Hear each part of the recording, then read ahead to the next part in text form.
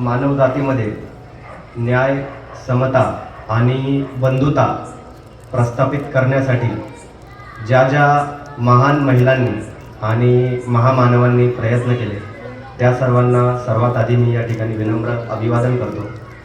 विचारमंचावर उपस्थित सर्व सन्माननीय व्यक्ती, या ठिकाणी कडूस गावातील सर्व ग्रामस्थ आणि एवढे सगळे सन्मान वगैरे झाल्यानंतर मला असं वाटतं की या गावामध्ये खरं तर प्रबोधनाची एक वेगळ्या पद्धतीची चळवळ सुरू आहे. या सर्वांना सर्वात आधी मी प्रणाम करतो. मगासपासून बोललं जात आहे की या ठिकाणी मी प्रबोधन करणार आहे. खरं तर जो शेतकरी जगाचा पोशिंदा आहे, जो शहरातल्या, मी काही शेतकऱ्याचा पुत्र नाही आहे, उगाच मी ह्या सगळ्या गोष्टींचं भांडवल वगैरे करत नसतो. मी शेतकऱ्याचा पोरगा आहे, मी शेतकऱ्याचा पोरगा आहे, मी शेतकऱ्याचा वगैरे पोरगा नाही आहे, मी कामगाराचा मुलगा आहे, एवढं तर मी निश्चित सांगतो. मी शेतकऱ्याचा मुलगा नाही. पण ह्या कामगारांचे देखील पोटाची खळगी भरण्याचं जे काम आहे, जो शेतकरी करतो, त्या शेतकऱ्यांचं नक्की आमच्यासारखी माणसं प्रबोधन काय करणार, हा पण प्रश्न माझ्यासारख्या माणसाला पडतो. पण आत्ताच्या घडीला गाव पातळीवर देखील प्रबोधनाची गरज का पडते, याचं कारण असं आहे की वेगवेगळ्या माध्यमातून जे आहे ते मनुवादी विचारांचे जे आहेत ते विखारी विचार पेरण्याचा जो प्रयत्न आहे तो मोठ्या प्रमाणामध्ये गाव पातळीवर सुरू आहे. थोड्या वेळापूर्वी मी या गावाची माहिती घेत होतो आणि म्हणाले या गावामध्ये पाणी वगैरे पाऊस वगैरेचं कसं आहे, तर बऱ्यापैकी दुष्काळीच भाग आहे. पाण्याचं पावसाचं जे प्रमाण आहे ते कमी आहे. पुसे सावळी सारखं जे गाव आहे दुष्काळी भाग आहे पूर्णपणे. मान खटाव हे 2 तालुके जे आहेत ते दुष्काळी तालुके आहेत. आजूबाजूच्या तालुक्यांमध्ये पाऊस पडतो, मात्र मान खटाव या तालुक्यामध्ये जो आहे तो पाऊस पडत नाही. या दुष्काळी तालुक्यांमधल्या लोकांच्या समस्या खरं तर काय असल्या पाहिजेत की आमचा तालुका जो आहे तो दुष्काळमुक्त व्हायला पाहिजे आणि आम्हाला सरकारची मदत मिळाली पाहिजे, पिकांना जे आहे ते चांगले भाव मिळाले पाहिजेत, गावाचा तालुक्याचा विकास झाला पाहिजे. मात्र दुर्दैवाने अशा ठिकाणी ज्या आहेत त्या दंगली घडतात आणि त्या दंगलीतनं जे आहे ते निगरूनपणे एखाद्या व्यक्तीची जी आहे ती हत्या केली जाते. हत्या कुठल्या व्यक्तीची झाली हा मुद्दा नाहीये, हत्या मुसलमानाची झाली का हत्या हिंदूची झाली हा मुद्दा नाहीये, संपूर्ण मानवजातीची हत्या होते अशा ठिकाणी ज्यावेळी हत्या होते.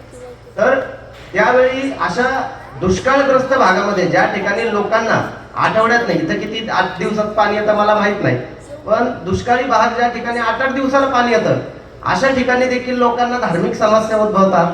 हा प्रश्न माझ्यासारख्या माणसाला पडतो आणि त्यावेळी आमच्यासारख्या लोकांना जे आहे ते ग्राउंडवरती जे आहे ते उतरून ह्या सगळ्या गोष्टींचा प्रसार करावा लागतो. महात्मा ज्योतिबा फुलेंनी या ठिकाणी 24 सप्टेंबर 1873 रोजी सत्यशोधक समाजाची जी आहे ती पुण्यामध्ये स्थापना केली. या गोष्टीला यावर्षी जे आहे ते 150 वर्ष पूर्ण झाले. जगामधले जेवढे कुठले धर्म स्थापन झालेले आहेत ते सगळे धर्म जे आहेत ते हुकुमशाहीमध्ये स्थापन झालेले आहेत. एकाही धर्माची स्थापना ही लोकशाहीमध्ये झालेली नाही. त्यामुळे कुठल्याही धर्मामध्ये तुम्हाला पूर्णपणे लोकशाही मूल्य मिळणार नाही. मतदानाचा अधिकार जो आहे तो कुठल्या धर्मामध्ये तुम्हाला मिळणार नाही, भले तो धर्म भारतातला असू द्या किंवा भारताच्या बाहेर उदयाला आलेला असू द्या. मात्र या सगळ्या गोष्टी तुम्हाला ज्या आहेत त्या कुठल्याही धर्मामध्ये मिळणार नाहीत. कारण सगळी धर्म जे आहेत ते त्या त्या काळामध्ये त्या त्या काळाला अनुसरून जे आहेत त्यांची स्थापना झालेली आहे. आणि ही सगळी जी काही धर्म आहेत, काही धर्म 350 वर्षापूर्वी, म्हणजे शीख धर्म जो आहे तो सर्वात नवीन धर्म आहे. इस्लाम धर्माची स्थापना 1400 वर्षापूर्वी झाली, ख्रिश्चन धर्माची 2000 वर्षापूर्वी झाली, बौद्ध धर्माची 2500 वर्षापूर्वी झाली. त्याच्या अगोदर जे आहे ते जैन धर्म आला. आणि असे जे काही कुठले धर्म आले, हे जे जे कुठले धर्म स्थापन झाले, आज फक्त देशाची लोकसंख्या पाहिली तर 140 कोटी आपल्या देशाची लोकसंख्या आहे आणि जगाची जी लोकसंख्या आहे ती 800 कोटी लोकसंख्या आहे. जगाची लोकसंख्या आत्ताच्या घडीला, आणि ती प्रत्येक सेकंदाला वाढते. सेकंदाला 5 अपत्य जे आहेत ते जगभरामध्ये भारत देशामध्ये जन्म घेतात. प्रत्येक सेकंदाला 5 अपत्य. तर लोकसंख्येचा दर पण जो आहे तो एवढ्या वेगाने वाढतो. परंतु हीच लोकसंख्या मागील 50 वर्षापूर्वी जर पाहायला गेले तर फक्त भारताची लोकसंख्या जी आहे ती साधारण 50 ते 55 कोटी भारताची लोकसंख्या होती. आणि याच वेळी जगाची जर लोकसंख्या आपण पाहिली तर साधारण 300 ते 350 कोटी जगाची लोकसंख्या होती 50 वर्षापूर्वी. आता हीच लोकसंख्या 1400 वर्षापूर्वी किती असेल, हीच लोकसंख्या 2000 वर्षापूर्वी किती असेल, याचा विचार कधी आपण केलाय का? तर 2000 वर्षापूर्वी जगाची लोकसंख्या 5 कोटी होती फक्त. तर 5 कोटी जर जगाची लोकसंख्या असेल, आज महाराष्ट्राची लोकसंख्या फक्त 11 कोटी फक्त महाराष्ट्राची लोकसंख्या आहे. आणि या 5 कोटी लोकसंख्येमध्ये भारताची लोकसंख्या साधारण कोटभर देखील धरण्याची गरज नाहीये खरं तर साधारण 70-80 लाख असेल. आणि या काळामध्ये जे जे काही धर्म स्थापन झाले, कुठले ज्या ठिकाणी धर्म स्थापन झाले, त्या धर्मातल्या ज्या काही प्रथा परंपरा ज्या काही झाल्या, त्या प्रथा परंपरा गुलामीच्या माध्यमातून आपण जे आहे ते पुढे नेण्याचा प्रयत्न केला. मे बी त्या काळामध्ये त्या प्रथा आणि परंपरा ज्या आहेत त्या सुधारणावादी विचार घेऊन आलेले असतील, कुठल्याही प्रथा आणि परंपरा असो. मी सत्यशोधक, मला या ठिकाणी सत्यशोधक विचारवंत म्हणलं गेलं. वाबळे महाराज जे ते या ठिकाणी उपस्थित नाही राहिलं, त्यांना मी आधुनिक गाडगे महाराज म्हणतो. खरं तर त्यांचे कीर्तन खूप छान, म्हणजे त्यांचं या ठिकाणी कीर्तन झालं नाही हे म्हणजे दुर्दैवाने असं बोलावं लागतं की कडूच गावाचं दुर्भाग्य आहे की त्यांचं कीर्तन या ठिकाणी झालंय का 4 वेळा झालेलं आहे. चला चांगली गोष्ट आहे. पण वाबळे महाराजांचं कीर्तन जे आहे ते नाविन्य त्या गोष्टींमध्ये आणण्याचा प्रयत्न करतात. तर हे जे काही धर्म आहेत हे ज्या लोकसंख्येच्या काळामध्ये स्थापन झाली, ती लोकसंख्या त्या काळामध्ये बोटावर मोजण्या इतकी होती आणि त्याच्यानंतर लोकसंख्या वाढत गेली. मात्र धर्मामध्ये काही अपडेट कुठल्याही पद्धतीचे आलेले नाही, कुठल्याही धर्मामध्ये काय. आणि आत्ताच्या घडीला तर परिस्थिती अशी आहे की त्यावेळेस ज्या काही गोष्टी धर्माच्या नावावर ज्या काही आहे प्रसार केला गेला, ज्या काही गोष्टी समाजरचना आणली गेली, ती समाजरचना त्या काळासाठी चांगली होती. मात्र माणसाचं शिक्षण वाढत गेलं, महिलांमधलं शिक्षणाचं प्रमाण जे आहे ते वाढत गेलं, लोकांचा देखील जो आहे तो फक्त धार्मिक शिक्षण सोडून इतर शिक्षण घेण्याचं जे आहे ते प्रमाण वाढत गेलं. सत्सद विवेक बुद्धी जी आहे ती माणसाची जागृत व्हायला लागली. मात्र गुलामी काय माणसाची सुटता दिसत नाही. आत्ताच्या घडीला तर अस्मिताच्या नावावरून प्रत्येकच समाजाला जे आहे ते जागृत करण्याचा प्रयत्न केला जातो. भले ते हिंदूंना असो किंवा मुसलमानांना असो, दोन्ही समाजाला जे आहे ते एकाच पद्धतीची जी आहे ती स्पून फिडिंग, चमच्याने जे आहे ते फिडिंग चालू आहे की आपण धर्मांध झालो आणि आपण कट्टर झाल्याशिवाय जे आहे ते आपण खरे हिंदू होत नाही, आपण धर्मांध आणि कट्टर झाल्याशिवाय खरे मुसलमान होत नाही. हा जो अजेंडा आहे हा राष्ट्रीय पातळीवर राबवला जातोय. आणि त्या ठिकाणी खरं तर मग महात्मा फुले जे आहेत ते आपल्या कामी येतात की महात्मा फुलेंनी सत्यशोधक समाज स्थापन करून नक्की केला आहे. सत्यशोधक समाज म्हणजे सत्याचा शोध घेणे. सत्याचा शोध घेण्याची ही जी प्रक्रिया आहे ही कधीही कालबाह्य होत नाही, ही सततची चालणारी प्रक्रिया आहे. त्यामुळे सत्यशोधक जो समाज आहे हा चिरकाळ टिकणारा आणि अमर असा समाज आहे असं मला वाटतं. आणि सत्यशोधक समाजामध्ये राहण्यासाठी किंवा सत्यशोधकी होण्यासाठी तुम्ही कुठल्या तरी विशिष्ट धर्माचे असण्याचं किंवा विशिष्ट पंथाचे असण्याचं देखील गरजेचं नाही. महात्मा फुलेंनी महिलांसाठी फक्त शाळा सुरुवात केली का तर नाही, विधवा केशवपन जे आहे ते देखील महात्मा फुलेंनी थांबवलं. महात्मा फुलेंना आम्ही त्या काळचं डॅशिंग नेतृत्व आम्ही म्हणतो, कारण की प्रस्थापित मनुवादी व्यवस्थेच्या विरोधामध्ये त्यांनी एवढा जो जोरदार लढा दिला, आधी केले आणि मग सांगितले, या पद्धतीने त्यांनी लढा दिला. केशवपन फक्त थांबवा एवढ्यापर्यंत म्हणण्यापर्यंत ते थांबले नाही, तर पुण्यातल्या सारसबागेमध्ये जे आहे ते न्हावी समाजाचं आंदोलन देखील त्यांनी नेलं आणि न्हाव्यांची देखील जी आहे ती अस्मिता जागृत केली की तुम्ही या महिलांचे जे आहेत ते डोक्याचे केस का कापताय बुवा विधवा झाल्या म्हणून. तर त्याच्या विरोधामध्ये न्हावी समाजाचं जे आहे त्यांनी आंदोलन देखील नेलं. त्याच्याही पलीकडे जाऊन महात्मा ज्योतिबा फुलेंनी आंतरजातीय जे आहे ती विवाह लावली. आंतरजातीय विवाह लावताना महात्मा फुलेंची भूमिका काय होती? आंतरजातीय विवाह लावताना महात्मा फुले हे म्हणायचे की मी काय गाढवाचं लग्न उंटाचं का बकरीचं लग्न जे आहे ते गाढवासोबत लावतोय का? मी माणसाचं लग्न जे आहे ते मानवासोबत लावतोय. त्यामुळे याला आंतरजातीय आणि आंतरधर्मीय लग्न म्हणू नका. ह्या सगळ्या ज्या गोष्टी आहेत या सगळ्या गोष्टी सामान्य आहेत. एवढा असामान्य व्यक्ती महाराष्ट्राच्या भूमीमध्ये जन्मला, मात्र त्याचा जो प्रकाश आहे तो तळागाळापर्यंत अजून देखील पोहोचला नाही. कुठल्याही महामानवाने ज्या त्या काळामध्ये ज्या ज्या काही गोष्टी केल्या त्याची एक पुढची पायरी जी आहे ती आपण टाकली पाहिजे. ही पायरी टाकताना आम्ही स्वतः काय करतो? बरेच जण म्हणतात की इथं पैगंबर शेख आलाय, इथं मोठ्या प्रमाणामध्ये मुस्लिमेतर बांधव आहे, मात्र हा स्वतःच्या आयुष्यामध्ये करतो काय, हा देखील प्रश्न पडतो. पैगंबर साहेबांनी 1400 वर्षापूर्वी जे आहे ते इस्लामची स्थापना अरब सारख्या राष्ट्रामध्ये केली. त्या काळामध्ये मुलगी जन्माला आली की तिला गाडून टाकलं जाईल. शिक्षणाचा अधिकार तर लांबचीच गोष्ट राहील. इथल्या समाजापेक्षाही जास्त मागासलेला जो समाज आहे तो अरबमधला समाज होता. आणि त्या काळामध्ये पैगंबरांच्या जन्माच्या अगोदर जे आहे त्या ठिकाणी मुलगी जन्मली की तिला गाडून टाकलं जायचं. त्याच्याही पलीकडे जाऊन मुलगी जर जन्मली तर माणसांना शेजाऱ्यांना सांगायची देखील लाज वाटायची. एवढी वाईट परिस्थिती जी आहे ती अरबमध्ये होती. मात्र पैगंबर साहेबांनी काय विचार मांडला की ज्याच्या घरामध्ये मुलगी जन्मली आणि त्याने त्या मुलीचं संगोपन केलं आणि तिथं त्या ठिकाणी लग्न लावून दिलं, त्या काळानुसार जे आहे तर त्या माणसाला जे आहे ते जन्नतमध्ये स्थान आहे, स्वर्गामध्ये स्थान आहे, अशी जी भूमिका आहे ती पैगंबर साहेबांनी त्या काळामध्ये मांडली. महिलांना प्रॉपर्टीमध्ये, संपत्तीमध्ये हिस्सा, मालकी हक्क जर कोणी दिला असेल तर तो पैगंबर साहेबांनी दिलेला आहे. इस्लामने जो आहे तो मालकी हक्क दिलेला आहे. मात्र आत्ताच्या घडीला असं झालेलं आहे की पैगंबर साहेबांचं नाव घेऊन काही जण मागे मागेच जाण्याचा प्रयत्न करत आहेत. मग आज मला गावामध्ये आलो बऱ्याच ठिकाणी, आता या गावामध्ये मुस्लिमांची संख्या तर जास्त नाहीये, मात्र पैगंबर साहेबांच्या नावावर महिलांना बुरख्यामध्ये जे आहे, बुरख्याच्या काळ्या कोठडीमध्ये जे आहे ते अडकवण्याचा प्रयत्न केला जातो. या काळ्या कोठडीमधून देखील आपण काढलं पाहिजे त्यांना बाहेर. का काढलं पाहिजे ही काळाची गरज आहे. आम्ही बऱ्याच ठिकाणी या सगळ्या गोष्टी सांगत असतो की ग्रामीण भागातून महाराष्ट्र पोलिसांमध्ये महिलांचं जे प्रमाण आहे ते मुस्लिम महिलांचं प्रमाण हे ग्रामीण भागामधलं जास्त आहे, शहरी भागामधलं नाहीये जास्त. याच्या मागचं कारण काय आहे? कारण ग्रामीण भागामधल्या ज्या मुली आहेत त्या हिजाब किंवा बुरखा ज्या आहेत त्या घालत नाहीत. त्यांच्यामुळे त्यांना त्या ज्या लिमिटेशन्स आहेत, त्या ज्या काही एक बॅरिकेड्स आहेत ते बॅरिकेड्स त्यांना येत नाही. आणि ह्या गोष्टीकडे देखील जे आहे ते लक्ष दिलं पाहिजे. याच्याही पलीकडे जाऊन आम्ही काय उपक्रम राबवतो, आम्ही आर्थिक कुर्बानी सारखा जो आहे तो उपक्रम जो आहे तो महाराष्ट्र पातळीवर राबवतो. हा उपक्रम नक्की काय आहे? आपल्या सगळ्यांना इथे बकरी ईद माहितीच असेल. बकरी ईद आपल्या सगळ्यांना माहितीच असेल की मुस्लिम समाजामध्ये बकरी ईद मोठ्या प्रमाणामध्ये राबवली जाते. गेल्या 10 वर्षापासून जो आहे 10 वर्षापासून आम्ही बकरी ईदला बोकड कापत नाही, तर त्या रकमेतून, त्या पैशातून जे आहे ते महाराष्ट्रभरामध्ये आम्ही शैक्षणिक साहित्य आणि शिष्यवृत्ती देण्याचं काम जे आहे गेल्या 10 वर्षापासून आम्ही करतो. आणि आत्तापर्यंत साधारण 3000 पेक्षा जास्त विद्यार्थ्यांना जे आहेत आम्ही या माध्यमातून आत्तापर्यंत जे आहे ते मदत केलेली आहे. रिमोट एरियामध्ये या ठिकाणी तरी गाडी पोहोचते सर, इथे शेवटपर्यंत तुमच्या तिथं गाडी येते.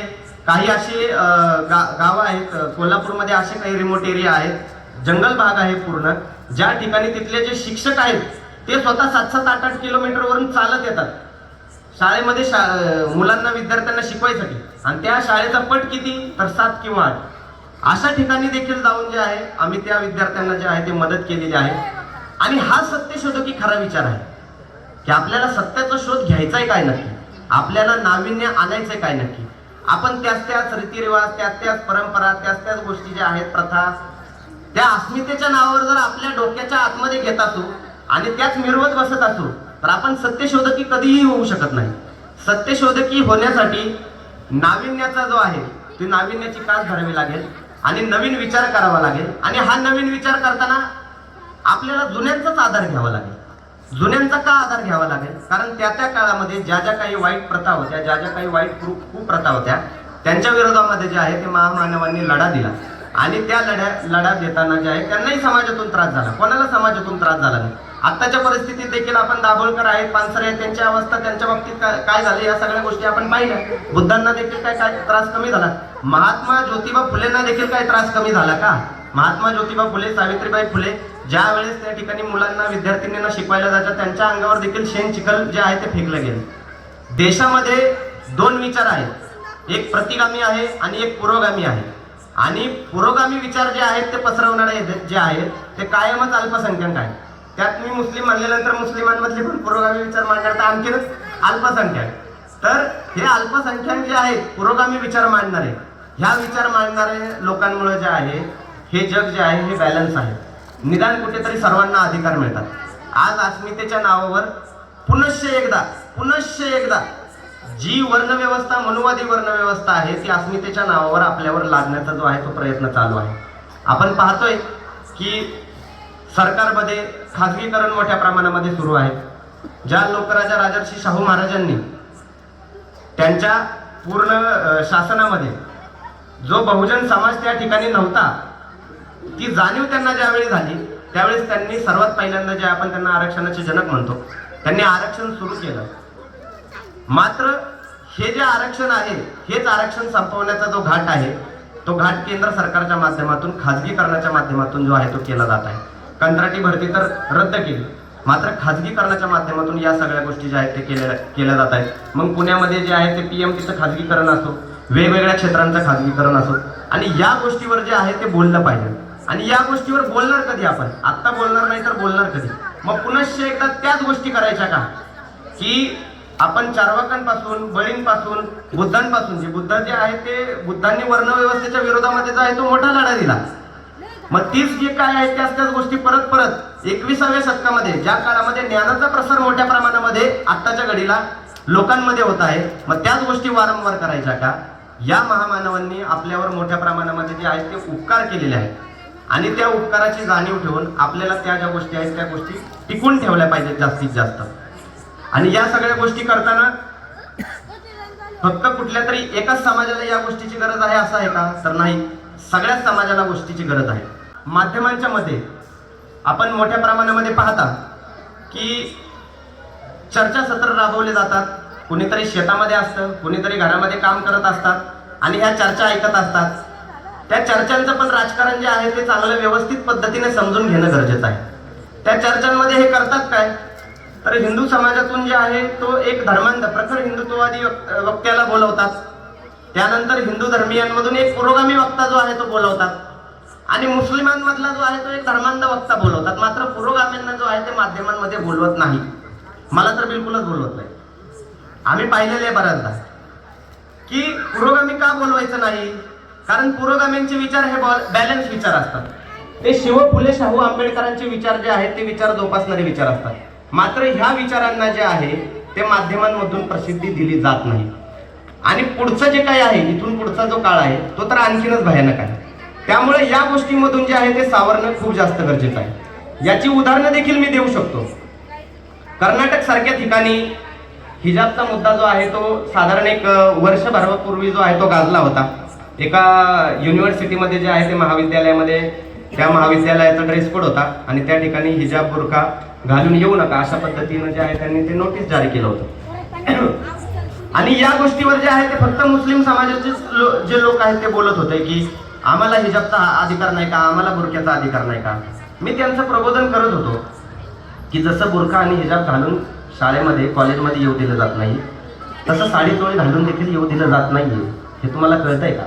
तसंच त्या ठिकाणी जे आहे ते डोक्यावर पदर घेऊन येऊ दिलं जात नाहीये. ह्या गोष्टी तुम्हाला कळतायत का? मात्र ह्या गोष्टी सांगणाऱ्यांना जे आहे ते पुढे आणलं जाणार नाही. मुद्दा कुठला होता? कर्नाटकचा मुद्दा होता. कर्नाटकच्या महाविद्यालयातला मुद्दा होता. आंदोलनं कुठे झाली? महाराष्ट्रामध्ये झाली. कशासाठी झाली? कितीतरी बुरखा घातलेल्या महिलांच्या समोर तिथले जे इमाम मौलवी आहेत ते तोंड उघडं ठेवून जे आहेत ते भाषण करत होते. म्हणजे फक्त तोंड काय महिलांनी झाकायची का? पुरुषांनी आपली तोंड उघडी ठेवायची आणि महिलांनी जे आहे ते आपली तोंड झाकायची. ह्या सगळ्या ज्या गोष्टी आहेत ह्या सगळ्या गोष्टी आम्ही आमच्या डोळ्यांनी पाहिल्या. त्याच्याही पलीकडे जाऊन बीड सारख्या ठिकाणी पेहले हिजाब आणि फिर किताब असे बॅनर लागले. या सगळ्यांच्या विरोधामध्ये माध्यमांमध्ये अनेक वेळा मी संपर्क साधला की या सगळ्या गोष्टींचा मला विरोध करायचा. या सगळ्या गोष्टी निषेधार्ह आहे, या गोष्टींचा निषेध केला पाहिजे. मात्र माध्यमांनी बोलवलं नाही. माध्यमांना मुस्लिमांमधला धर्मांधपणा किंवा मुस्लिम कशा पद्धतीने धर्मांध आहेत, भले मुस्लिमांची ती भूमिका देखील नसेल, मात्र त्या गोष्टी जाणीवपूर्वक दाखवल्या गेल्या. बरं, हा फक्त विषय इतर समाजापुरता आहे का? बहुसंख्य समाजाला दाखवण्यापुरता नाही. मुस्लिम समाजाला देखील असे विचार मांडणारे लोक आहेत हे माहीतच नाही. आज फिरोजबाईंनी त्या दिवशी मला फोन केला. मला म्हणाले की तुम्हाला या ठिकाणी जे आहेत ते विचार मांडायचे. थोड्या वेळापूर्वी आदेश रावांसोबत गाडीमध्ये माझं डिस्कशन झालं की मला विशेष वाटतंय की कुठल्या तरी मुस्लिमाने मला फोन करून बाबा या ठिकाणी बोलवले आणि त्या कार्यक्रमाचे जे अध्यक्ष आहेत ते पण जे आहेत ते सय्यद म्हणून आहेत म्हणलं. म्हणजे विषय काय होतो की ह्या सगळ्या गोष्टी ज्या आहेत ह्या सांगणारे, असे विचार मांडणारे मुस्लिम देखील अस्तित्वात आहेत. या गोष्टी मुस्लिमांना देखील दाखवल्या जात नाहीत आणि जाणीवपूर्वक मुस्लिमांना देखील धर्मांध बनवलं जातं. अबू आझमीचा विषय घ्या. अबू आझमीचा विधान भवनामध्ये वंदे मातरम आम्ही म्हणत नाही अशा पद्धतीची भूमिका जी आहे ती अबू आझमीने विधान भवनामध्ये मांडली. काय संबंध होता वंदे मातरमचा विषयाचा आणि विधान भवनामध्ये बोलण्याचा? त्याचा काही संबंध नव्हता. आणि मुसलमान का म्हणू शकत नाही वंदे मातरम? पहिली गोष्ट, काही संबंधच नाही की मुसलमानाचा वंदे मातरम न म्हणण्याचा आणि इस्लामचा लांब पर्यंत संबंध नाही. तुम्ही या देशावर प्रेम करताय. खुद्द पैगंबर साहेब म्हणतात की ज्या देशामध्ये तुम्ही राहता त्या देशाचे इमान राखा तुम्ही. आणि अबू आझमी सारखा माणूस भर विधान भवनामध्ये म्हणतो की मुस्लिम वंदे मातरम म्हणू शकतो. त्यात पण म्हणतात की वंदे मातरम नाही पडते. असे वंदे मातरमचे नमाजची जी आहे ती तुलना केली जाते. त्याच्या विरोधात देखील मी भूमिका मांडली. मात्र त्यावेळी देखील माध्यमांनी बोलवलं नाही. माध्यम बोलवतात कधी? आर्थिक कुर्बानीच्या वेळी बोलवतात फक्त। आर्थिक कुर्बानी चालू असली की माध्यमांचे फोन येतात। मग यावेळेस आर्थिक कुर्बानीच्या वेळेस मी एकाही मीडियामध्ये गेलो नाही, ना न्यूज चॅनल ती तर महाराष्ट्रभर पोहोचलीच आहे, आणि नाही पोहोचली तर आम्ही स्वतः पोहोचू। पुढचा जो काही आहे काळ, हा काळ तर आणखीन बिकट आहे। का बिकट आहे तुम्ही म्हणाल की ह्या सगळ्या गोष्टी हे का सांगताय? आता राम मंदिराचं जे आहे त्या ठिकाणी बांधकाम सुरू आहे अयोध्येमध्ये, कोर्टाचा निकाल आला। कोर्टाच्या निकालाचं देखील भारतातल्या तमाम हिंदू आणि मुस्लिम बांधवांनी स्वागत केलं, आणि त्याच्यानंतर राम मंदिराचं जे आहे ते काम सुरू झालं। आता राम मंदिराचं काम सुरू झाल्यानंतर जे आहे आता मोठ्या प्रमाणामध्ये वेगवेगळ्या ठिकाणी स्मारक सुरू झाली। आता नितेश राणे सारखी व्यक्ती राम मंदिराचं ज्या कोर्टाने सन्माननीय न्यायालयाने निकाल दिलेला त्याचं स्वागत केलं, त्याचं देखील पोटदुखी की ज्यावेळी निकाल आला त्यावेळी मुसलमानांकडून काही भूमिका नाही आल्या, काही कोणीच आवाजच काढला नाही। कशासाठी आवाज काढायचा नक्की, का आवाज काढायचा? जर कोर्टाने निकाल दिलाय तर त्या कोर्टाच्या निकालाचं स्वागत आहे। रामाचा आणि मुसलमानांचा संबंध काय? कशासाठी रामाचं जे खापर आहे ते मुसलमानांवर फोडण्याचा प्रयत्न केला जातोय? हे जे काही रामाला आज डोक्यावर घेतात, तुम्हाला मी सांगतो हे फक्त आणि फक्त राजकारण म्हणून घेतात। सम्राट अकबर तर सगळ्यांनाच माहिती आहे, या ठिकाणी जो संपूर्ण भारतावर शासन करत होता तो सम्राट अकबर सगळ्यांनाच माहिती आहे। सम्राट अकबराच्या काळामध्ये त्याला काही जण इस्लामिक राजवट म्हणतात, मुघली राजवट म्हणतात, पण संपूर्ण जगामध्ये सम्राट अकबर हा एकमेव असा राजा आहे ज्यांनी आपल्या नाण्यावरती, त्या काळामध्ये जे नाणे होते चलन, त्या नाण्यावरती एखाद्या व्यक्तीचा जो आहे तो फोटो लावला होता। एखाद्या व्यक्तीचा, म्हणजे बऱ्याच ठिकाणी मुस्लिमांच्या घरात किंवा मुस्लिम जे आहे ते प्रतिमा वगैरे या सगळ्या गोष्टी लावत नाही, मात्र सम्राट अकबराच्या काळामध्ये त्याच्या नाण्यावर जे आहे तो फोटो होता, आणि तो फोटो कोणाचा होता माहिती का? तो फोटो राम आणि सीतेचा होता। या गोष्टी तुम्हाला का सांगितल्या जातात? अजून देखील ती नाणी उपलब्ध आहे, तुम्ही गुगलवर सर्च करा की सम्राट अकबराच्या काळामधली जी नाणी आहेत त्याच्यावरती राम आणि सीता, कधीचा विषय आहे हा, 600-700 वर्ष जुना विषय आहे। त्या काळापासून जे आहे ते रामाचा आदर इथली मुस्लिम राजवटीने देखील केला। सम्राट अकबराच्या घरामध्ये कृष्णाचं मंदिर होतं, नव्हतं का? ह्या वास्तव गोष्टी आहेत। त्याच्याही पलीकडे अकबराच्या दरबारामध्ये जे आहे प्रत्येक धर्माचे प्रतिनिधी होते। हा इतिहास का सांगितला जात नाही? कारण हा इतिहास सांगितला तर इथला जो बहुसंख्य समाज आहे तो धर्मांध मानसिकतेतून बाहेर निघेल, म्हणून हा इतिहास जो आहे तो जाणीवपूर्वक सांगितला जात नाही। त्याच्याही पलीकडे जाऊन तुम्ही जय हनुमान हा सिरियल, इथले जे कुठले म्हणजे ज्येष्ठ व्यक्ती आहेत त्यांनी तर बघितलं असेल, ते जय हनुमान एक सिरियल दूरदर्शनवर लागायची। तुम्ही दूरदर्शनचं मागाशी सांगायचं होतं, त्याचे प्रोड्युसर कोण होते? त्याचे प्रोड्युसर संजय खान आहेत। एका मुसलमानाने जय हनुमान जी आहे ती सिरियल काढली आणि ती सिरियल भारतभर चालली, आणि हे वास्तव नाहीये का? हे वास्तव आहे, देशाचं वास्तव आहे, आणि ही देशाची सुंदरता आहे खरं तर। मात्र ही सुंदरता सांगितली जात नाही, फक्त सांगितलं काय जातंय की रामाच्या नावाने जे आहे रामाला ह्या लोकांनी बदनाम करून टाकलं। ही खरंच मोठी शोकांतिका आहे, रामाला या लोकांनी बदनाम करून टाकला। जय श्रीराम ही जी घोषणा आहे ही घोषणा बदनाम करून टाकली। अहो, तालिबानमध्ये अल्लाहू अकबर बोलून जे लोकांना मारलं जातं का, तसा प्रकार इथे जय श्रीराम बोलून केला जातोय। आता तुम्ही पहा की जय श्रीरामची जी घोषणा आहे ती किती बदनाम मोठ्या प्रमाणामध्ये केली। फक्त इथे बंदुका हातामध्ये नाहीत सर, बाकी काही फरक नाही। मानसिकता जी आहे ती मानसिकता एकच आहे, फक्त बंदुका हातामध्ये नाही। तर जय श्रीरामची घोषणा आपण कशासाठी देतोय नक्की? आस्था म्हणून देतोय का द्वेष म्हणून देतोय? ह्याचा कुठेतरी विचार केला गेला पाहिजे। ज्योतिबा फुले हे निर्मिक मानत होते, मात्र महात्मा ज्योतिबा फुले या सगळ्या गोष्टी करताना ह्याच्यामध्ये भेदाभेद कुठल्याही पद्धतीचा मानत नव्हते।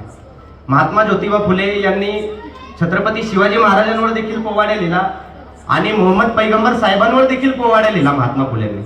मोहम्मद झाला जहा मर्द खरा, त्यागेले संसारा ईशापायी, हा जो पोवाडा आहे महात्मा फुलेंचा, हा सर्वदूर आणि प्रचलित पोवाडा आहे।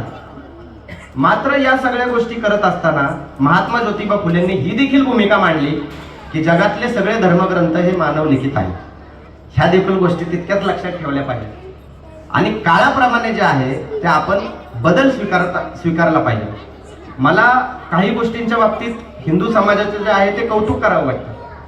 हिंदू समाजामध्ये प्रबोधनाचा आणि सत्यशोधक विचार मांडण्याचा, भले महात्मा ज्योतिबा फुलेंनी सत्यशोधक समाजाची स्थापना केली असेल, मात्र हा सत्यशोधक विचार मांडण्याचं जे काम आहे ते हिंदू समाजामध्ये हजारो वर्षाचं आहे.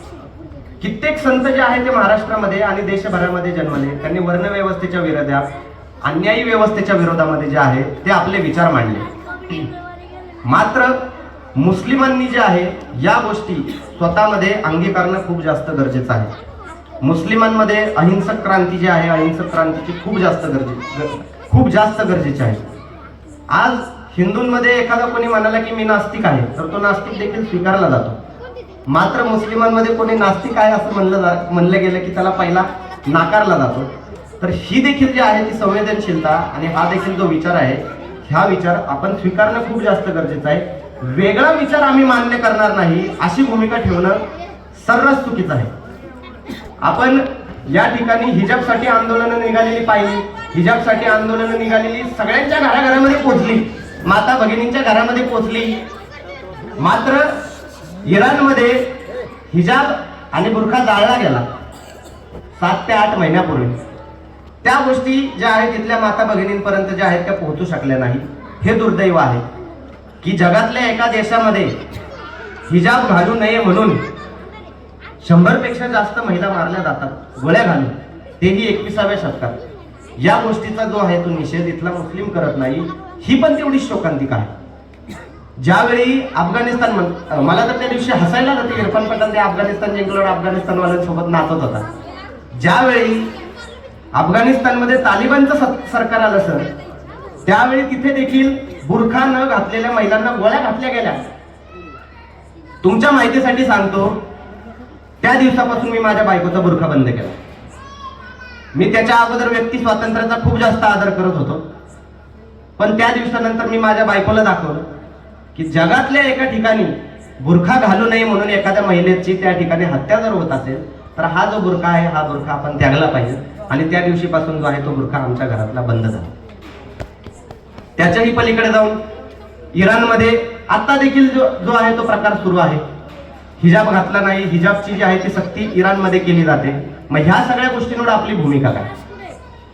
आज पॅलेस्तीनवर खूप सारे लोक बोलत आहेत.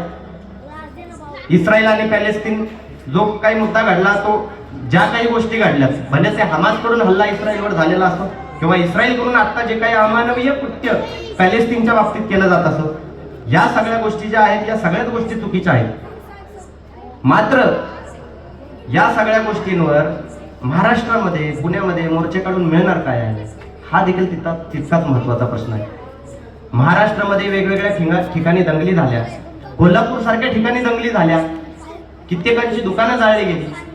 पुसेसावळीमध्ये जे आहे मशिदीमध्ये जाऊन मारण्यात आलं. या सगळ्या गोष्टींवर तुम्हाला मोर्चे काढायला कोणी सांगत नाहीये. समता जी आहे ती प्रस्थापित करण्यासाठी महाराष्ट्रातले जे काही प्रश्न आहेत त्याच्याविषयी बोलायला सांगितलं जात नाही. मात्र पॅलेस्तीनच्या मुद्द्यावर तुम्हाला रस्त्यावर उतरवलं जात आहे. या देखील गोष्टीचा जो आहे तो विचार केला गेला पाहिजे.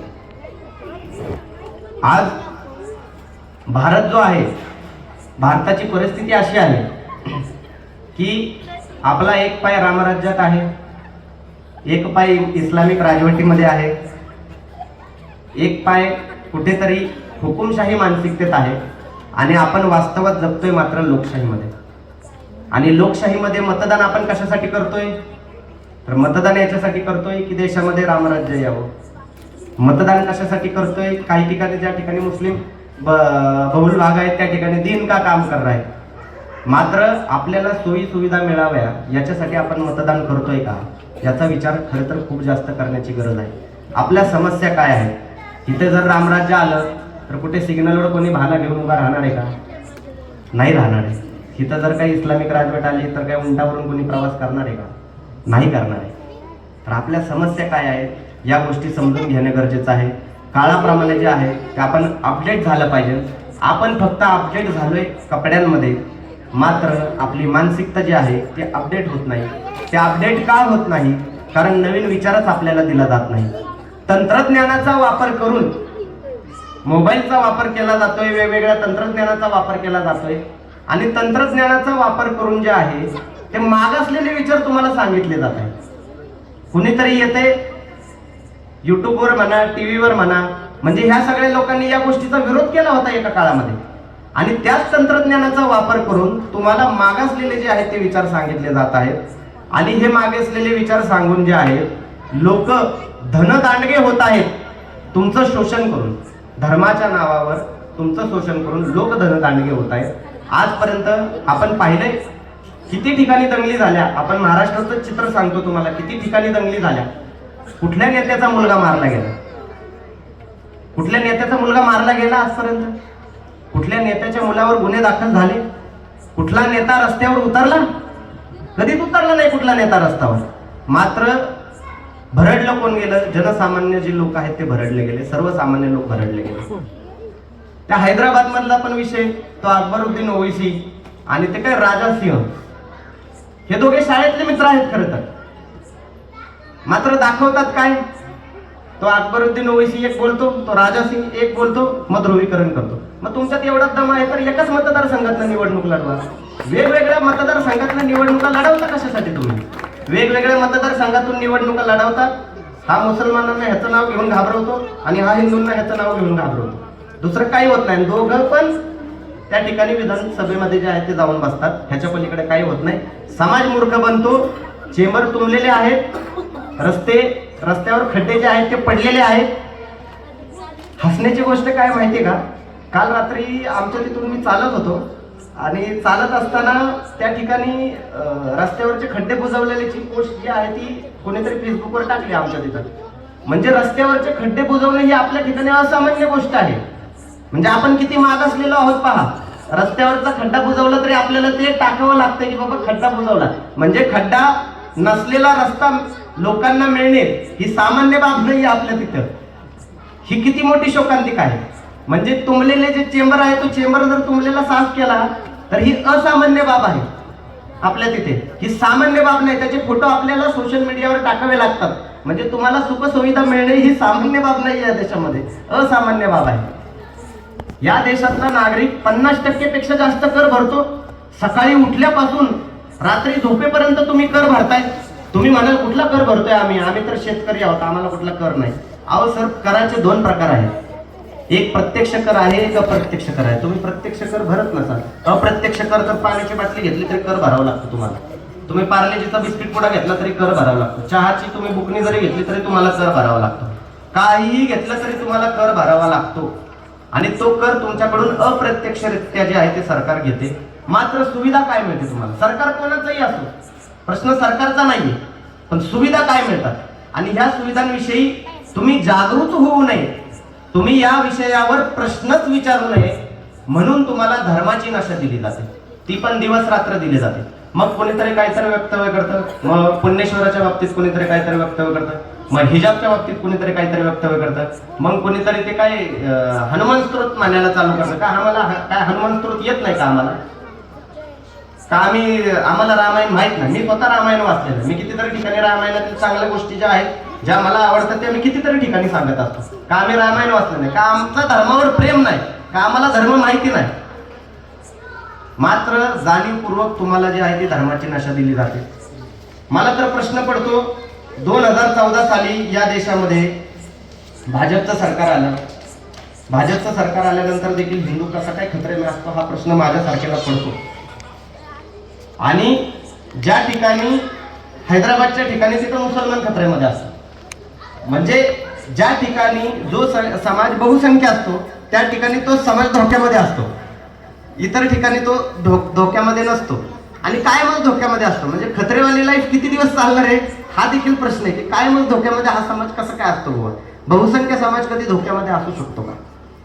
मग सतत काहीतरी वेगवेगळ्या नशा ज्या आहेत ते देत राहायच्या. त्या लव जिहादचा नशा देत राहायच्या. मध्ये काहीतरी केरळ स्टोरी सारखा सिनेमा काढला. त्या सिनेमामधून पण जे आहे ते धर्मांधता पसरवण्याचा प्रयत्न केला. मी उघडपणे भूमिका घेतली. ज्या कुठल्या ठिकाणी लव जिहाद सारखी प्रकरणं घडतात मला स्वतःला घेऊन चला, मला तरी डोळ्याने बघू द्या. आम्ही गेल्या 12-15 वर्ष सामाजिक क्षेत्रामध्ये सतत सक्रिय असून देखील आम्हाला अजूनपर्यंत दिसलं नाही. आता हे नितेश राणे आणि बाकीचे जे कुठले आमदार आहेत एवढ्या दिवसापासून बोंबा मारत होते लव जिहाद लव जिहाद लव जिहाद. त्याच्यानंतर मी त्याच्यावर व्हिडिओ पाठवला. खरं सांगू का, माझ्या इथं माता भगिनी बसलेल्या आहेत. खरंच तुमचा कुठलाही धर्म नसतो बरं का. भले त्या मुसलमानाच्या असू द्या किंवा हिंदूंच्या असू द्या किंवा कुठल्याही धर्माच्या असू द्या, तुमचा कुठलाही धर्म नसतो. तुमचा धर्म फक्त एकच आहे, तो म्हणजे शोषित. तुमचं फक्त शोषण केलं जातं, दुसरं काही केलं जात नाही, फक्त शोषण केलं जातं. मी तुम्हाला काही उदाहरणं देतो ह्या बाबतीमध्ये. विकृती ही सगळीकडे असते, विकृतीचं कधीही समर्थन केलं जाऊ शकत नाही. एका ठिकाणी एका मुलाने एका मुलीवर जे आहे ते अतिप्रसंग केला, चुकीच्या गोष्टी केल्या. मग तो आरोपी मुस्लिम निघाला. नितेश राणेने लगेच पत्रकार परिषद घेतली. त्याच ठिकाणी दुसऱ्या दिवशी रांजणगाव सारख्या ठिकाणी एका माणसाने, साधारण 32-35 वर्षाचा माणूस, एका 14 वर्षाच्या मुलीवर एका वर्षापासून अत्याचार करत होता. ती गर्भवती राहिली, मुलगी हिंदू समाजाची. कुठलीही पत्रकार परिषद नाही. म्हणजे ज्या त्या समाजाच्या माणसाने, ज्या त्या समाजाच्या म्हणजे स्वतःच्या समाजाच्या महिलेच्या बाबतीत जर चुकीच्या काही गोष्टी केल्या तर त्या विरोधामध्ये आपण बोलणार नाही आहोत का? आपण त्याच्या विरोधामध्ये मोर्चे काढणार नाही आहोत का? आपण आवाज उठवणार नाही आहोत का? देशामध्ये महिला शोषणाचा जो प्रकार आहे तो 90% पेक्षा जास्त हा त्यांच्या घरामध्येच घडतो. इतर धर्मियांचं सोडूनच द्या तुम्ही, कुठल्याही धर्माचे घ्या तुम्ही. आणि फिरोजबाई या विषयावर मशिदीमध्ये माझे वाद झाले.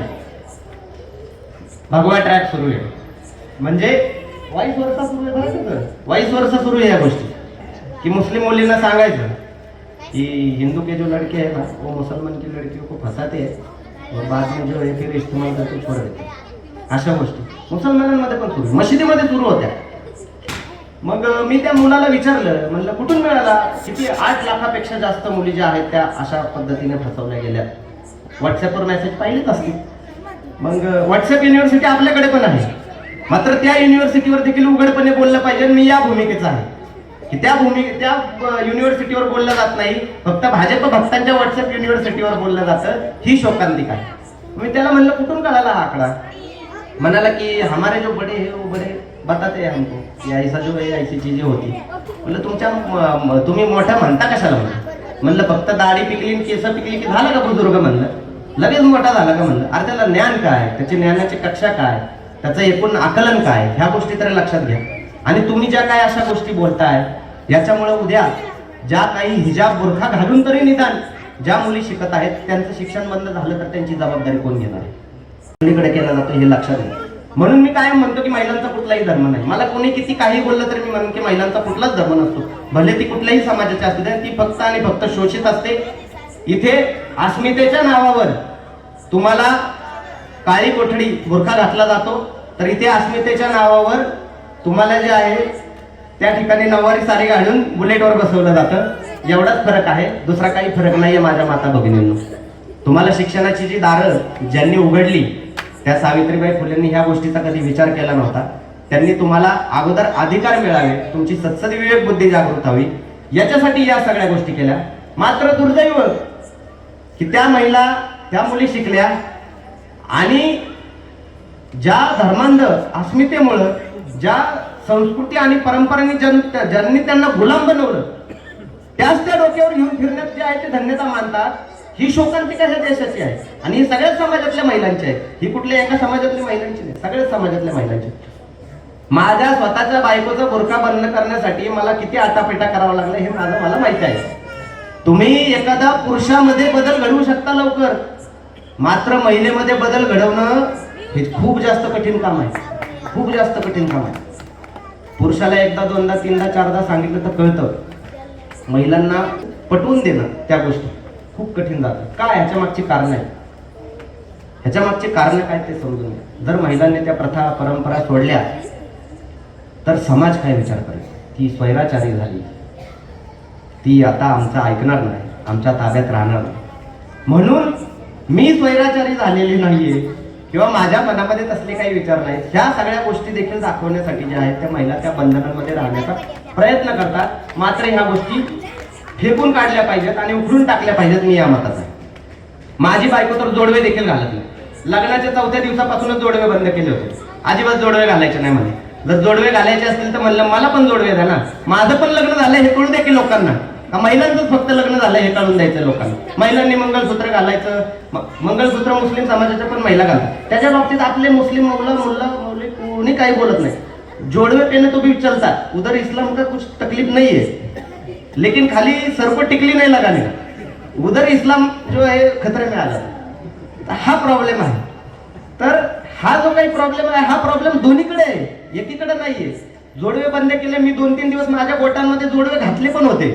म्हणलं की निदान हा पण प्रयोग आपण करून पाहायला पाहिजे.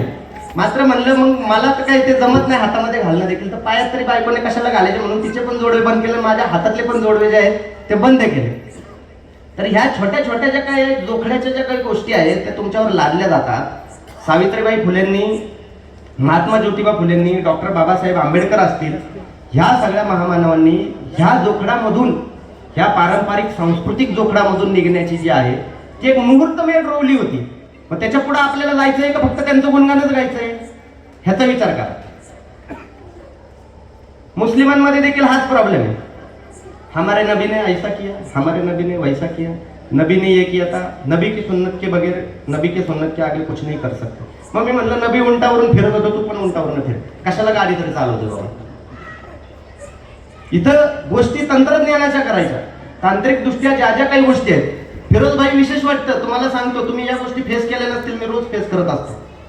जे मुल्ला मौलवी 2011-12 साली, मी फेसबुकवर 2011 सालापासून 10 सालापासून लिहायला सुरू केला. जे मुल्ला मौलवी 2011-12 साली फेसबुक हराम आहे म्हणत होते, आज ते स्वतःचं प्रोफाईल जे आहे ते फेसबुकवर बनवून त्यांच्या फोटोवर नाईस्टिक अशा कमेंट येतात. एवढी प्रगती जी आहे ती मुल्ला मौलवींची झालेली आहे. जे हराम होतं ते आता हलाल झालं. तर काळानुरूप जे आहे ते समाजाने तुम्हाला त्या गोष्टीमध्ये जोखडामध्ये का ठेवलं जात आहे, ह्याचं देखील जे आहे ते आत्मपरीक्षण करणं खूप जास्त गरजेचं आहे. का करणं गरजेचं आहे? त्यांचा परीख केवढा, मौलानाचा पगार 6,000 आणि बोलतो दुनियाच्या गप्पा, माहित काय नसतं. आता मी तर बऱ्याच गोष्टी ज्या आहेत ते कुराण पासून, कुराण कोणाला द्यायचं कोणाला नाही द्यायचं, का देऊ नये कोणाला, ज्याला वाचायचं त्यांनी वाचा. कुराणाविषयी देखील मी माझ्या भूमिका स्पष्टपणे प्रगडपणे मांडल्या. मला सत्यशोधक विचारवंत का म्हणलं जातं हे देखील तुम्हाला कळलं पाहिजे की मी सत्यशोधक माझ्या धर्मामध्ये आधी सत्यशोधन करतो. मी इतरांच्या धर्मामध्ये करण्यापेक्षा मला माझ्या धर्मामध्ये सत्यशोधन करणं जास्तीत जास्त गरजेचं वाटतं. कुराण ज्यावेळी पहिल्यांदा वाचलं होतं त्यावेळी माझी भूमिका अशी होती कि कुरान में क्या गलत है ये मेरे को खाली एक बार दिखा के दो, मैं साबित करके देता कि कुरान में का सारी चीज जो है वो सच्ची है. मी या मताचा होतो. मात्र जसं जसं कुराण वाचायला लागलो, कुराण पहिल्यांदा का वाचले ह्याचं तर कारण सगळ्यात पहिल्यांदा तुम्हाला सांगितलं पाहिजे. आर्थिक कुर्बानीवर काल परवा एक लेख लिहिला, तो लेख येईलच, मात्र त्यातल्या काही भावना ज्या आहेत ते या ठिकाणी मांडणं खूप जास्त गरजेचं वाटतं. की फेसबुकवरच जे आहे ते मोठ्या प्रमाणामध्ये आमचं डिस्कशन चाललं होतं, वादविवाद झाला. छत्रपती संभाजी महाराजांचा खून जो आहे तो शरिया कायद्यानुसार झाला. शरिया पुराणामध्ये, पुराणातल्या आयातीनुसार जो आहे आयातीत आदेश दिलेला आहे की अशा पद्धतीने छत्रपती संभाजी महाराजांचा खून झाला. म्हणलं ठीक आहे बाबा, मी तर कुराण वाचलेलं नाही, मग कुराण वाचायलाच घेतो. आणि म्हणून सगळ्यात पहिल्यांदा जर कुराण मी वाचायला घेतला असेल तर छत्रपती शिवाजी महाराजांचा खून खरंच बाबा आयातीनुसार कुराणातला झालाय का ह्याचा शोध घेण्यासाठी जो आहे तो घेतला. मात्र तसं काही मला सापडलं नाही. मात्र त्यातनं आर्थिक कुर्बानी मात्र जी आहे ती मला भेटली, जी आपण 10 वर्षापासून जी आहे ती सतत राबवतो. पहिल्यांदा ज्यावेळी कुराण वाचलं त्यावेळी माझी भूमिका अशीच होती की कुराणात काय चुकीचं आहे ते दाखवा जे आहे, आणि त्याच्यानंतर जे आहे त्या गोष्टी कशा खऱ्या आहेत त्या मी सिद्ध करतो. मात्र 7 वेळा कुराण वाचल्यानंतर मी बऱ्याचदा म्हणालो की कुराणातल्या बऱ्याच गोष्टी ज्या आहेत या कालबाह्य गोष्टी आहेत, त्याचा या काळाशी काहीही संबंध नाही आणि त्या चिरकाळ देखील टिकणाऱ्या नाही, कुठेच टिकणार नाही. आणि या गोष्टी बोलल्या गेल्या पाहिजेत. आणि या गोष्टी जर आपण बोलणार नसू तर आपण सत्यशोधकी कधीच होऊ शकत नाही. फिरोज नाही, आपल्याला ह्या गोष्टी बोलाव्या लागतील की कुराणातल्या काही गोष्टी या कालबाह्य आहेत. आणि कालबाह्य काय आहेत? त्या कालबाह्य या गोष्टी आहेत की बुरका हिजाब या गोष्टी कालबाह्य आहेत. ट्रिपल तलाक सारखी गोष्ट कुराणामध्ये कुठेही नव्हती, कुठेही नव्हती. मात्र गेल्या 10 दशकांपासून मुस्लिमांमधल्या महिलांचं जे आहे ते शोषण केलं गेलं ट्रिपल तलाकच्या नावाने, हे देखील तितकंच सत्य आहे. आणि ज्यावेळी त्याच्या विरोधामध्ये कायदा येत होता, आम्ही त्या कायद्याचं उघडपणे समर्थन केलं. सरकार कोणाचंही असो, मी कुठल्या पक्षामध्ये नाहीये आणि मी कुठल्या पक्षाचा समर्थक देखील नाही, विरोधक देखील नाही. मात्र ज्यावेळी ट्रिपल तलाकच्या विरोधामध्ये कायदा आला त्या कायद्याला आम्ही उघडपणे समर्थन केलं. का केलं समर्थन? कारण त्या कायद्यामुळे जे आहे ते मुस्लिम समाजातल्या महिलांचं शोषण होत होतं. मशिदीतल्या मौलानांनी कधी सांगितलंच नाही की तुम्ही SMS मधून तलाक देऊ शकत नाही. मशिदीतल्या मौलानांनी कधी सांगितलंच नाही की तुम्ही तलाक म्हणून तलाक देऊ शकत नाही. ही प्रोसेसच चुकीची आहे. मशिदीतल्या मौलानांनी सांगितलं नाही. उलट महिलांच्या विरोधामध्ये अस्त्र म्हणून जे आहे ते ट्रिपल तलाकचा वापर केला गेला.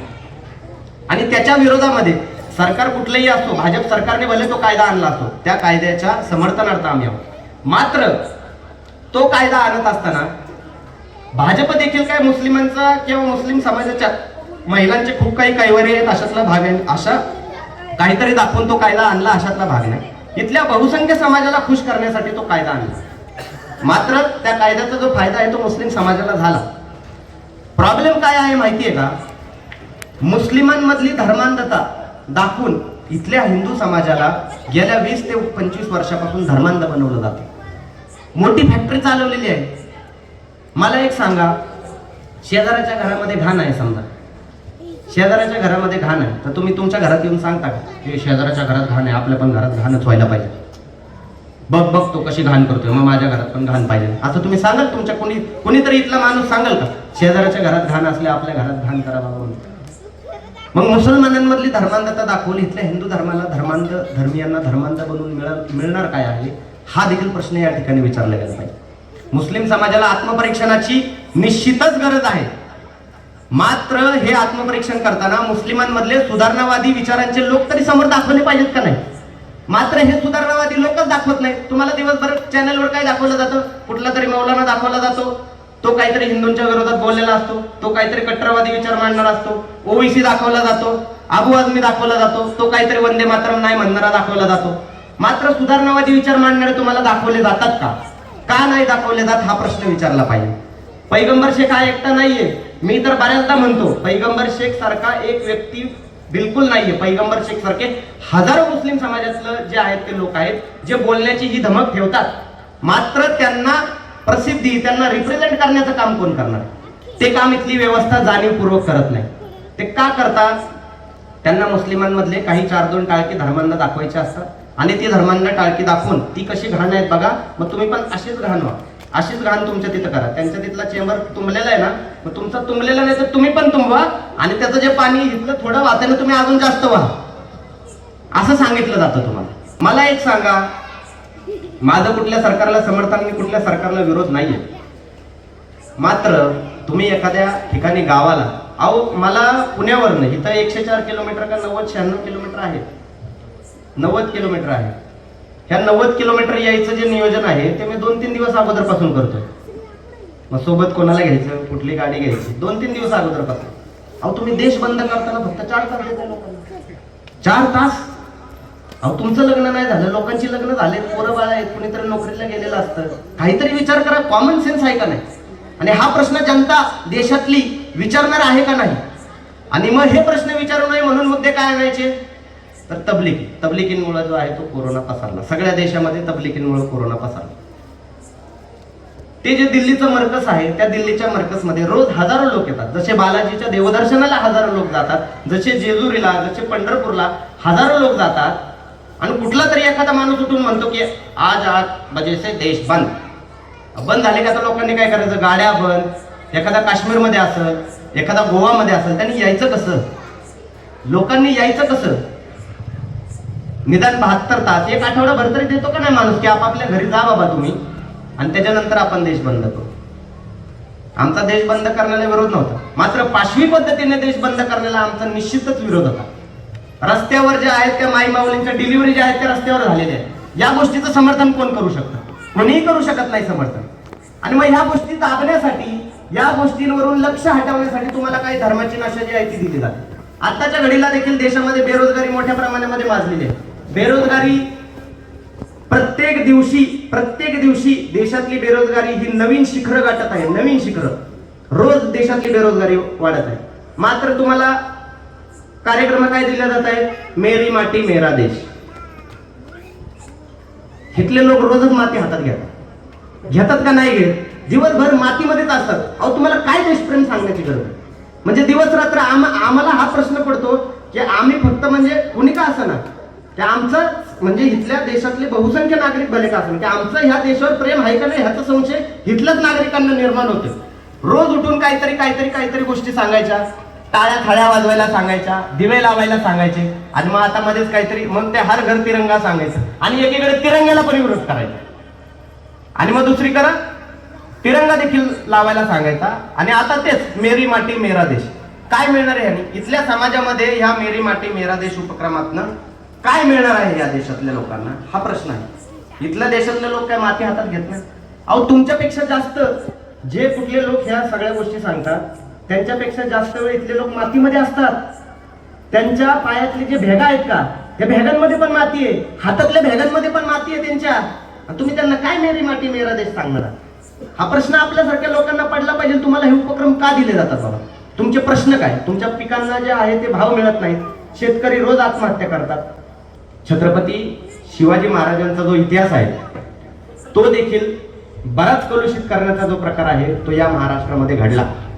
बऱ्याचदा छत्रपती शिवाजी महाराजांना मुस्लिम विरोधक दाखवण्यात आलं. हा तर कॉमनच विषय आहे, कॉमन विषय आहे. आता रामाला का पुढे केलं जात आहे याच्या मागचं राजकारण समजून घ्या की छत्रपती शिवाजी महाराज हे मुसलमानांच्या विरोधामध्ये तुम्ही बिलकुल वापरू शकत नाही. का वापरू शकत नाही याचं कारण की मुस्लिम समाज जो आहे तो स्वयंभू शिवजयंत्या साजऱ्या करतोय मोठ्या प्रमाणात. त्यांना छत्रपती शिवाजी महाराज कळत. छत्रपती शिवाजी महाराजांच्या सैन्यामध्ये 18 पगड जातीचे आणि सर्व धर्मीय मावळे होते, ह्याच्यामध्ये काहीच दुमत नाही. त्यांच्या सैन्यामध्ये 700 पठाणांची फौज होती, ह्याच्यामध्ये काहीच दुमत नाही. छत्रपती शिवाजी महाराजांच्या आयुष्यामध्ये सर्वात मोठा जर प्रसंग ज्या ठिकाणी छत्रपती शिवाजी महाराजांना सपशेल माघार घ्यावी लागली तो प्रसंग हा पुरंदरचा तह आहे. तो पुरंदरचा तह घडवणारा हा मिर्झाराजे जयसिंग होता. तो हिंदू होता, आणि त्याच मिर्झाराजे जयसिंगने छत्रपती शिवाजी महाराजांना दिल्लीला घेऊन गेला. हा इतिहास आहे. आणि त्या ठिकाणाहून छत्रपती शिवाजी महाराज जे आहेत ते सही सलामत पुण्यामध्ये आले, राजगड किल्ल्यावरती आले. एवढ्या सगळ्या गोष्टी होत असताना मुंगसे साहेब छत्रपती म्हणजे भले मी चुकत असेल, मी त्याच्यासाठी अगोदरच माफी मागतो. छत्रपती शिवाजी महाराजांना कधी आत्महत्या करावीशी वाटली नसेल. मला हा प्रश्न पडतो की एवढं एखाद्या व्यक्तीचं काय म्हणतात त्याला की इच्छाशक्ती, एवढी एखादी व्यक्ती कशी काय असू शकते की एवढ्या कठीण प्रसंगामधून त्या ठिकाणी स्वकष्टाने जिंकलेले 27 किल्ले जे आहेत ते मोगलांच्या हवाली करायचे, आणि त्याच्यानंतर जे आहे ते औरंगजेबाच्या त्या ठिकाणी आग्र्यामध्ये जायचं आणि त्या ठिकाणी नजर कैदेमध्ये राहायचं. एवढ्या वेळामध्ये छत्रपती शिवाजी महाराजांना कधी वाटलं नसतं. इथं 10-10 हजाराच्या कर्जासाठी लोक आत्महत्या करतात, एखाद्याचं घर गेलं तरी आत्महत्या करतात. मात्र कष्टाने कमवलेलं स्वराज्य गेलं तरी छत्रपती शिवाजी महाराजांनी कधी असा विचार केला नाही, कधीच केला नाही छत्रपती शिवाजी महाराजांनी असा विचार. तिथून आले, राजगडावर आले, पुन्हा रायगडासारखा किल्ला बांधला, आणि रायगडावर रायरेश्वरावर जी शपथ घेतली होती 16व्या वर्षी ती शपथ त्यांनी त्या ठिकाणी स्वतःचा राज्याभिषेक करून पूर्ण केली. हा छत्रपती शिवाजी महाराजांचा इतिहास आहे. सत्यशोधकी विचार जे आहेत ते जपत असताना बराच जो आहे तो त्रास आणि या सगळ्या गोष्टींना जे आहे ते फेस करावं लागतं, तोंड द्यावं लागतं. मात्र मी तुम्हाला सांगतो आत्ताची परिस्थिती अशी आहे, ज्या महात्मा ज्योतिबा फुलेंनी मुलींसाठी शाळा चालू केली त्यांचं गुणगान मात्र कोणी करताना दिसत नाही. महिला ज्या आहेत ते वेगवेगळे सण वार कुठल्याही धर्मीयांच्या कुठल्याही समाजाच्या महिला असतात त्याच्या बाबतीमध्ये आपल्या मनामध्ये काही ठेवण्याची गरज नाही. मात्र महात्मा फुलेंची जयंती जी आहे ती महिला मोठ्या प्रमाणामध्ये साजरी करत नाही. सावित्रीबाई फुलेंची जी जयंती आहे ती मोठ्या प्रमाणामध्ये साजरी करत नाही. अहो, ज्या डॉक्टर बाबासाहेब आंबेडकरांनी आपल्याला मतदानाचा अधिकार दिला ती देखील जी जयंती आहे ती आपण मोठ्या प्रमाणामध्ये साजरी करत नाही. या गोष्टी आपण साजऱ्या करायला हव्यात. का करायला हव्यात? आपण लोकशाहीचा जागर करायला हवं. आपण लोकशाहीत राहून हुकुमशाही मानसिकतेमध्ये राहू शकत नाही. आपल्याला जी ही लोकशाही आहे ही लोकशाही आणखीन समृद्ध करावी लागेल. आपल्याला दिवसेंदिवस लोकांचे हक्क आणि अधिकार जे आहेत ते वाढवावे लागतील, ते त्यांना द्यावे लागतील. हा जोपर्यंत विचार जो आहे तो जनमानसामध्ये रुजत नाही तोपर्यंत सत्यशोधकी जो विचार आहे तो विचार जनसामान्यांमध्ये रुजणार नाही. अशीच या ठिकाणी भावना मांडतो. आणि इथून पुढे देखील या गावामध्ये माझ्यावरती असंच प्रेम कायम राहील अशी अपेक्षा व्यक्त करतो आणि थांबतो. या ठिकाणी आपण सर्वांनी मला बोलवलं त्याबद्दल धन्यवाद. जय जिजाऊ, जय शिवराय.